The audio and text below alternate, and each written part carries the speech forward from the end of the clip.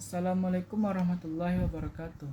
Perkenalkan, nama saya Aldo Saputra Tanjung dengan NIM 23011111984, jurusan Ilmu Administrasi Publik.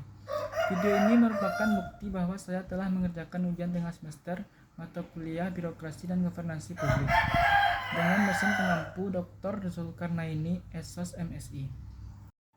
Baiklah, pertanyaan nomor 1. Apa urgensinya mempelajari birokrasi dan governansi publik? Jawaban saya adalah memahami birokrasi dan governansi publik menjadi penting bagi mahasiswa administrasi publik karena mereka membentuk landasan pengetahuan tentang cara kerja pemerintah, proses pembuatan keputusan, dan implementasi kebijakan publik.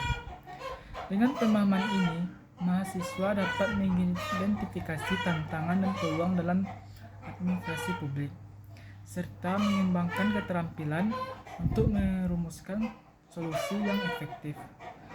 Selain itu, memahami birokrasi dan governansi publik membantu mahasiswa untuk menjadi pemimpin yang berpengaruh dalam meningkatkan kualitas layanan publik dan pembangunan masyarakat. Pertanyaan kedua, sebutkan dan uraikan beberapa patologi birokrasi yang ada di Indonesia. Ada beberapa patologi birokrasi yang ada di Indonesia. Yang pertama yaitu ketidakmampuan untuk beradaptasi. Birokrasi cenderung lamban dalam menyesuaikan diri dengan perubahan zaman, teknologi, dan kebutuhan masyarakat. Hal ini bisa menghambat efisiensi dan efektivitas pelayanan publik. Yang kedua itu korupsi dan nepotisme. Praktik korupsi dan nepotisme masih menjadi masalah serius dalam birokrasi Indonesia.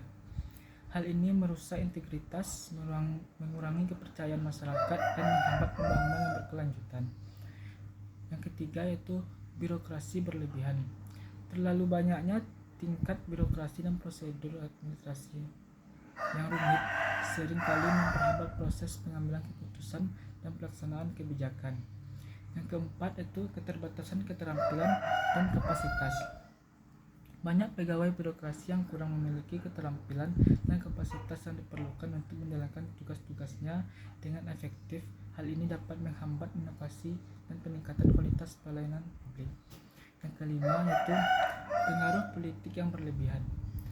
Terlalu banyak campur tangan politik dalam birokrasi dapat menyebabkan penyalahgunaan kekuasaan, penempatan jabatan berdasarkan hubungan politik, dan ketidakstabilan institusi.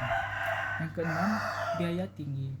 Birokrasi yang terlalu besar dan prosedur yang rumit dapat meningkatkan biaya administrasi dan mengurangi efisiensi penggunaan sumber daya publik.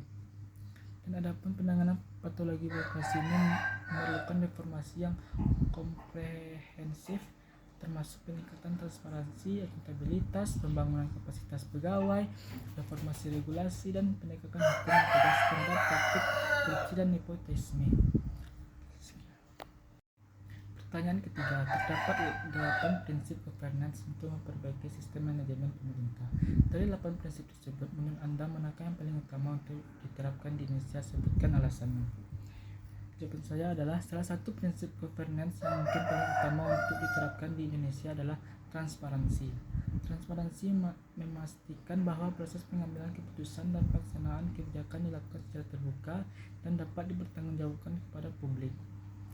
Alasan utama mengapa transparansi menjadi prinsip yang sangat penting adalah karena Indonesia masih menghadapi tantangan besar dalam hal korupsi, praktik tidak transparan, dan rendahnya kepercayaan masyarakat terhadap pemerintah.